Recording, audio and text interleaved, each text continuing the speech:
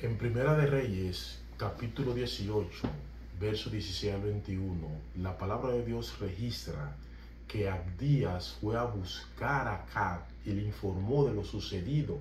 Así que ese fue al encuentro de Elías y cuando lo vio le preguntó: ¿eres tú el que le está creando problemas a Israel? No soy yo quien le está creando problemas a Israel, respondió Elías. Quienes se lo crean son tú y tu familia, porque han abandonado los mandamientos del Señor y han ido tras los Baales. Ahora convoca de todas partes al pueblo de Israel para que se reúna conmigo en el monte Carmelo con los 450 profetas de Baal y los 400 profetas de la diosa Acera, que se sientan a la mesa de Jezabel. Acá convocó en el monte Carmelo a todos los israelitas y a los profetas. Elías se presentó ante el pueblo y le dijo: ¿hasta cuándo van a seguir indecisos? Si el Dios verdadero es el Señor, deben seguirlo, pero si es Baal, síganlo a él.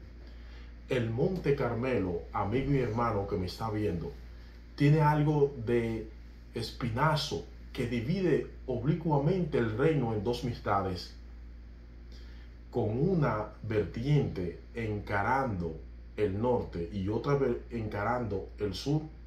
En ese momento se va a celebrar el gran juicio de Dios, especie de ordalia oficiado por su profeta. Elías se burlaba de ellos. La burla de Elías de los profetas de Baal revela su ardiente indignación ante la inmoral y cruel idolatría que Israel había atravesado.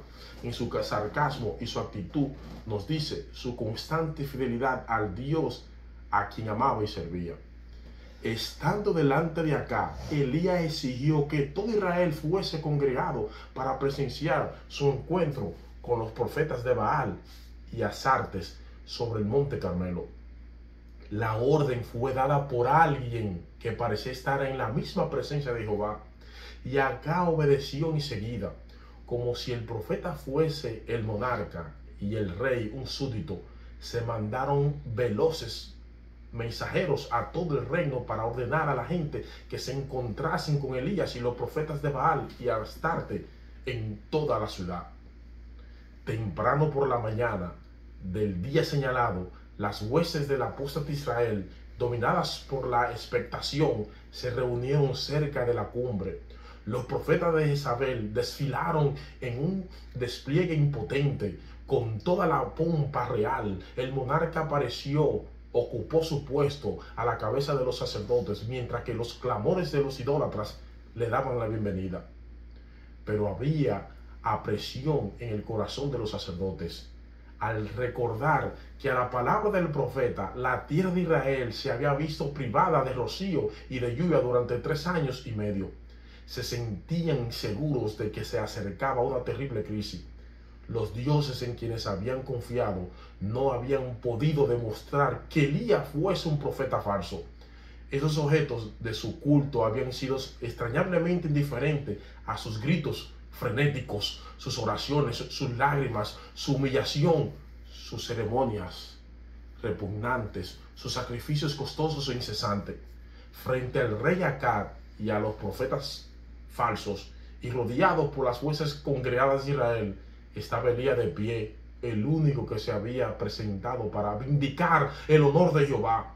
Aquel a quien todo el reino culpaba de su desgracia se encontraba ahora delante de ellos, aparentemente indefenso, en presencia del monarca de Israel, de los profetas de Baal, los hombres de guerras y los millares que lo rodeaban. Pero Elías no estaba solo.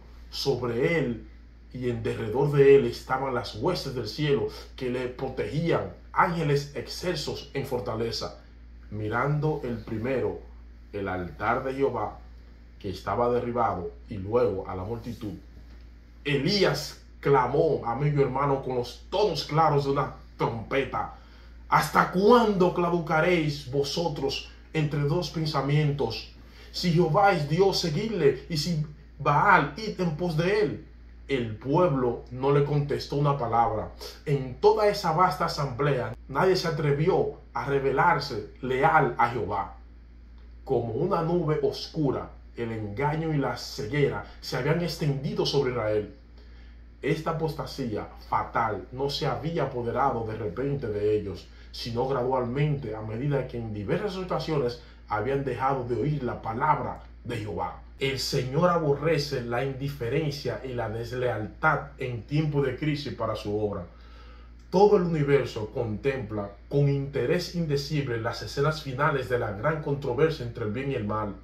Los hijos de Dios se están acercando a las fronteras del mundo eterno. ¿Qué podría resultar de más importancia para ellos que el ser leal al Dios del cielo? A través de los siglos, Dios ha tenido héroes morales y lo tiene ahora en aquellos que, como José, Elías y Daniel, no se avergüenzan de reconocerse como su pueblo particular. Sus agudos clamores repercutían por los bosques y las alturas circunvecinas, mientras invocaban el nombre de su Dios, diciendo: Baal, respóndenos. Transcurrió la mañana, llegaron las 12 y todavía no se notaba que Baal oyera los clamores de sus seducidos adeptos. Ninguna voz respondió a sus frenéticas oraciones. El sacrificio no era consumido. Mientras continuaban sus frenéticas devociones, los astutos sacerdotes procuraban de continuo idear algún modo de encender un fuego sobre el altar y de inducir al pueblo a creer que ese fuego provenía directamente de Baal. Pero Elías vigilaba cada uno de sus movimientos y los sacerdotes, esperando contra toda esperanza que se les presentase alguna oportunidad de engañar a la gente, continuaban ejecutando sus ceremonias sin sentido. Y aconteció al mediodía que Elías se burlaba de ellos, diciendo: Gritad en alta voz que Dios es. Quizá está conversando o tiene algún empeño o va de camino. ¿Acaso duerme y despertará?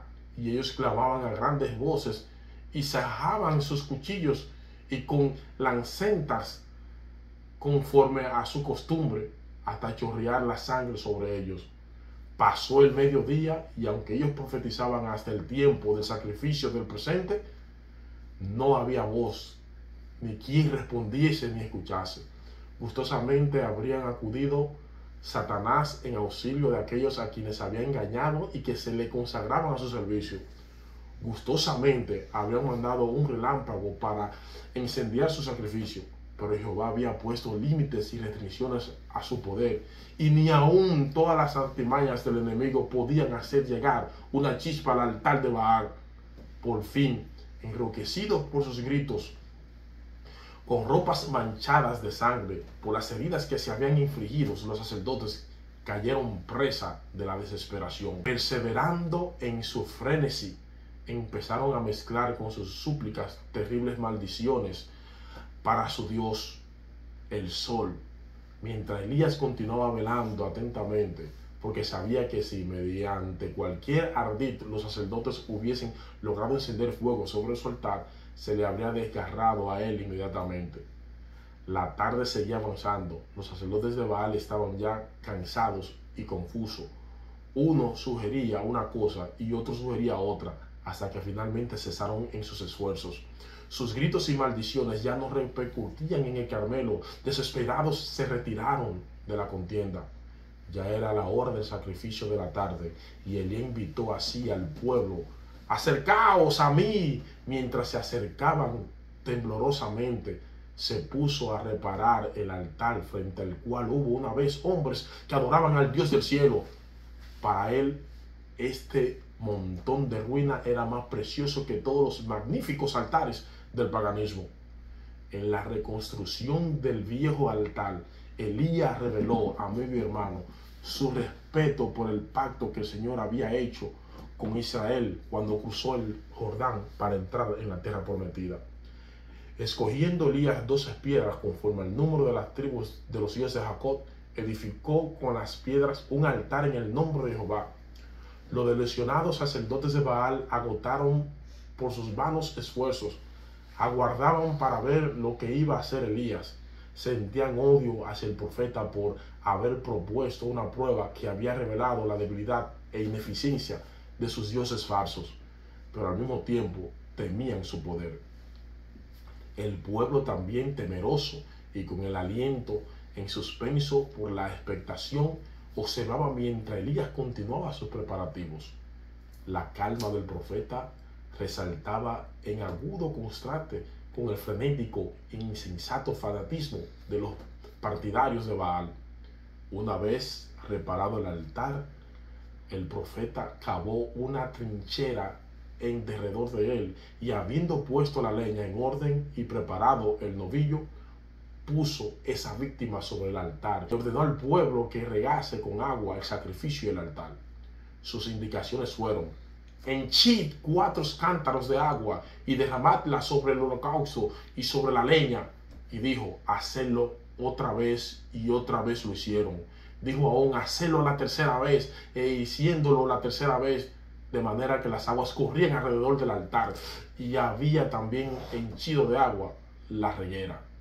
Recordando al pueblo la larga apostasía que había despertado la ira de Jehová, Elías le invitó a humillar su corazón y a retomar al Dios de sus padres, a fin de que pudiese borrarse la maldición que descansaba sobre la tierra.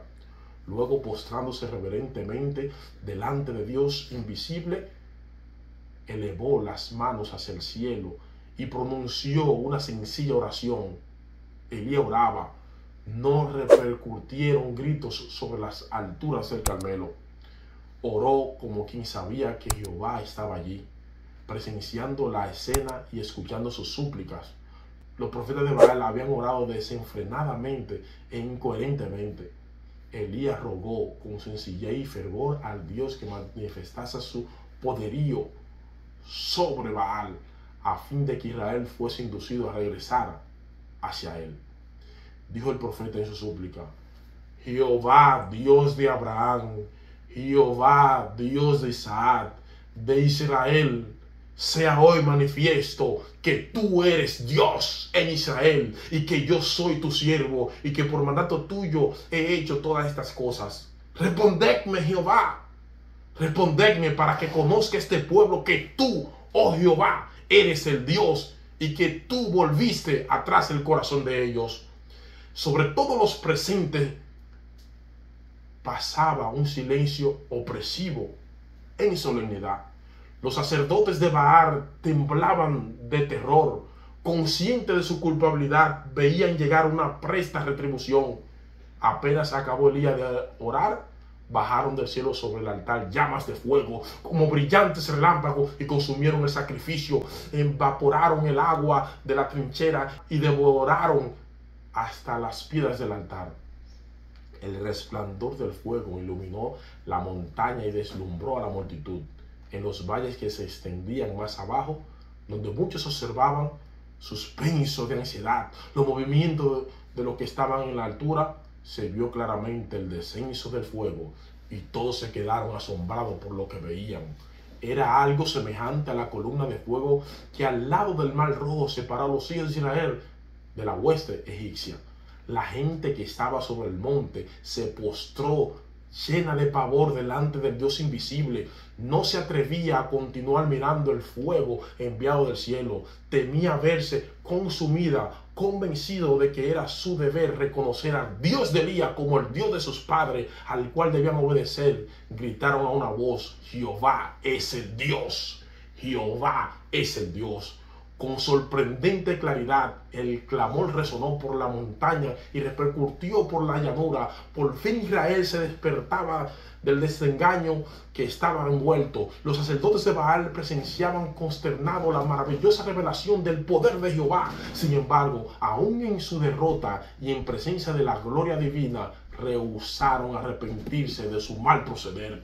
Querían seguir siendo los sacerdotes de Baal. Demostraron así que merecían ser destruidos, a fin de que el arrepentido pueblo de Israel se viese protegido de las seducciones de aquellos que le habían engañado a adorar a Baal el Señor indicó a Elías que destruyese a esos falsos profetas, a esos falsos maestros. La ira del pueblo ya había sido despertada contra los caudillos de la transgresión. Y cuando Elías dio la orden, prended a los profetas de Baal, que no escape ninguno, el pueblo estuvo listo para obedecer. Se apoderó de los sacerdotes, lo llevó al arroyo Sinzón, y allí, antes que terminara el día que señalaba el comienzo de una reforma decidida, se dio muerte a los ministros de Baal. No se perdonó la vida a uno solo. El llamado hoy en día es para que nosotros nos arrepintamos, nos volvamos a Dios y vengamos a Él con un espíritu constrito y humillado. Porque la palabra de Dios dice: arrepentíos y convertíos para que sean borrados vuestros pecados. Cristo quiere un pueblo arrepentido y convertido para poder llegar al reino de los cielos. Que Dios te bendiga y que Dios te guarde, amigo y hermano que nos ve por este canal de YouTube, Ministerio Toma la Cruz.